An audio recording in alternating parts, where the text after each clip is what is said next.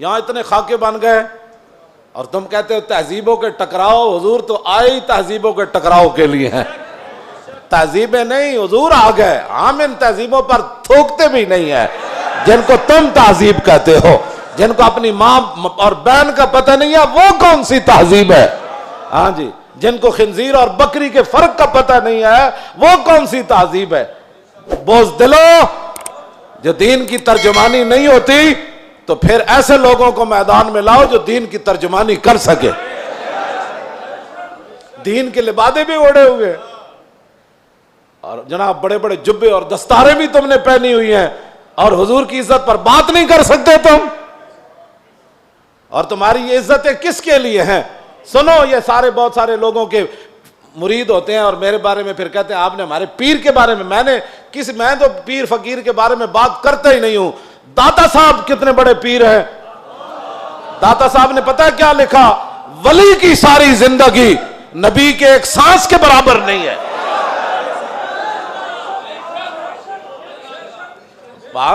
صرف نبی کے بعد امام الانبیاء کے تو خلق سے اولیاء. یہ داتا صاحب کشف المعجوب لکھی گل ہوں گل کرو تسی. جدوں حضور دی عزت دی گل آوے تے پھر کھڑا کوئی نہ ہوئے پھر وہ پیر ہے.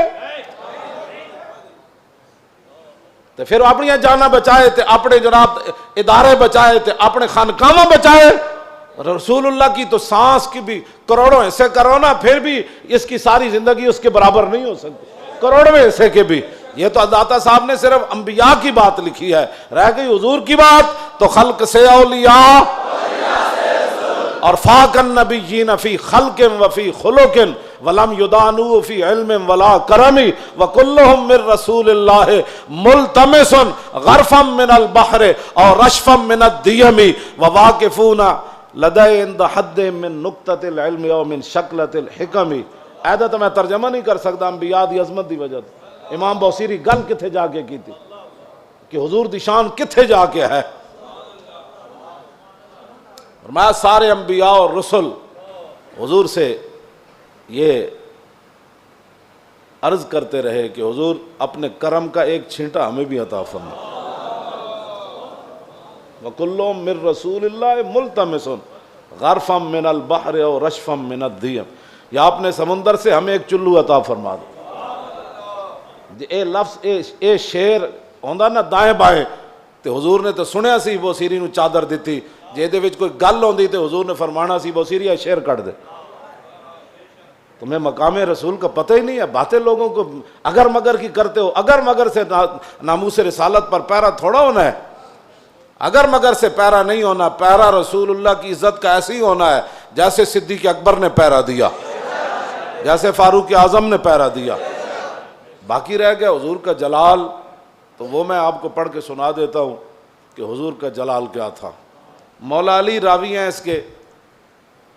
اب مولا علی کیا کہتے ہیں, غزوہ خندق کے موقع پر جب رسول اللہ پہرا دے رہے تھے ہمارے ساتھ کھڑے ہو کر, 25,000 کا لشکر خندق کے کنارے کھڑا ہے اور وہ یہ چاہتے ہیں کہ عمر بن عبد ود کی طرح ہم اپنے گھوڑے دوڑا کر خندق کو عبور کریں اور مدینہ پاک پر حملہ آور ہو جائیں, حضور پر حملہ آور. حضور خود پھر تلوار پکڑ کے کھڑے ہو گئے. اور جب رسول اللہ بھی کھڑے تھے وہاں تو سورج غروب ہو گیا. حضور کی ظہر کی نماز بھی قضا ہو گئی. جب عصر کی نماز قضا ہو گئی تو محبوب, یہ بھی حضور کی رحمت للعالمین بھی ہے, یہ بھی خلق عظیم ہے. تم نے کون سا خلق عظیم کی مثالیں دیتے ہو؟ مائی کوڑا پھینکتی تھی اور تم یہ باتیں لوگوں کو سکھاتے ہو فلاں کو معاف کر دیا. وہ حضور کا اپنا حق تھا معاف کیا. امتی کو حق نہیں بنتا کہ وہ حضور کی طرف سے خود منصف بن کے لوگوں کو معاف کرتا رہے. یہ قیامت کو فیصلے ہوں گے کہ رسول اللہ نے کس کو معاف کیا اور کس کو معاف نہیں فرمایا. ہم کون ہوتے ہیں حضور کے حق معاف کرنے والے؟ اب جب سورج غروب ہو گیا تو ذرا سنیں حضور کا دعائے جلال کیا تھی. یہ میں اس لیے سامنے پڑھ رہا ہوں تاکہ لوگوں کو پتہ چلے کہ بھائی جو ہم باتیں کرتے ہیں نا وہ غیرت والی باتیں لوگوں کو ہضم کیوں نہیں ہوتی. وہ چاہتے ہیں کہ فرانس حضور کے خاکے بھی بنائے اور ہم مذمت کر کے فارغ ہو جائیں, اور ان کے اندر اتنی غیرت ہو کہ ان کے صدر کے خلاف بات ہو تو وہ اپنا سفیر واپس بلا لیں. عالم تسا کی حضور دا کلمہ پڑھیا او 55 ملک ہو یا 56 ملک ہو ایدا ایک جواب دیو تسا رسول اللہ دا کی کلمہ پڑھیا صرف انہیں اتنی گل کی تھی صدر دا دماغ خراب ہے ایدا صدر دا دماغ خراب ہے اردگان اے گل کی تھی انہوں نے غیرت آئی انہوں نے اپنا سفیر بلا لیا تے رسول اللہ تے گھر دے بھی انہوں نے خاکے بنائے تساں کی غیرت کی تھی اور جڑے غیرت دا سی سبق دین دیا تسی فرانس دے خلاف ساڑھے مسیطہ تے حملے کرنے ہو علماء دے تسی جلوس بند کیتے نہیں جی اجازت نہیں ہے حالات نہیں ٹھیک اور کیڑے حالات اسی بنائے تساں بنائے حالات خراب تساں یہود و نصارہ دی ایجنٹی کی تھی تساں چوڑی بار بھیجی اور تساں چوڑی بار بھیجی اور پھر تم نے اس پر فخر بھی کیا تم نے اس پر فخر بھی کیا ہمیں حضور کی غلامی پر بھی فخر ہے اور ممتاز قادری کے عمل پر بھی فخر ہے غازی ظہیر کے عمل پر بھی فخر ہے اور غازی عبداللہ کے عمل پر بھی فخر ہے کہ اس نے گستاخ کو پکڑ کر ایسے گردن کاٹ دی اس پر بھی ہمیں فخر ہے اور فرانس کے اندر جو کچھ مسلمان اپنی بساط کے مطابق گستاخان کے خلاف کر رہے ہیں ہمیں اس پر بھی فخر ہے ہمیں اس پر بھی فخر ہے ہمیں اس پر فخر ہے ہم ان کے ساتھ ہیں تم گستاخ کو چھوڑ کر کہتے ایک چھوٹے سے گروہ تھا اور ہم نے اس کو اندر کر دیا اور چوڑی کو چھوڑ دیا تم نے اس پر فخر ہے اور اس فخر پر قائم رہنا دنیا میں بھی قائم رہنا ہے تم نے اور قبر میں بھی قائم رہنا ہے کل حشر میں بھی تم نے اس پر قائم رہنا ہے اور ہم دنیا میں بھی قائم کھڑے ہیں کہ ممتاز قادری کے ساتھ کھڑے ہیں ہم تمام غازیان اسلام کے ساتھ کھڑے ہیں ہاں جی تمام محافظان ناموس رسالت کے ساتھ کھڑے ہیں ہمیں اس پر فخر ہے اور ہم کل قبر کے اندر بھی ہمیں اس پر فخر ہے اور کل قیامت والے دن تو پھر بات ہی رسول اللہ کی ہے حضور کا جلال دیکھیں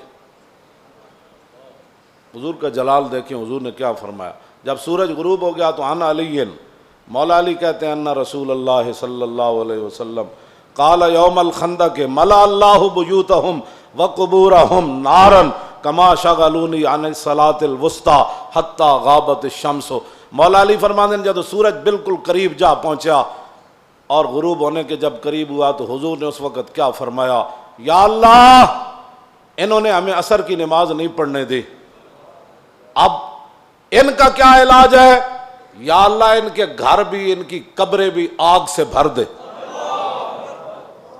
یہ بھی تو بتاؤ نا خلق عظیم یہ بھی لوگوں کو بتاؤ کہتے حضور نے یہ جملہ فرمایا ادھر سورج غروب ہو گئے تو یہ بھی بتاؤ کہ رسول اللہ نے کیا بات فرمائی پھر اس موقع پر یہ تم نے حدیثیں سنائی ہوتی نا تو کسی کافر کی جرت نہیں تھی کہ وہ حضور کے بارے میں بات کرتا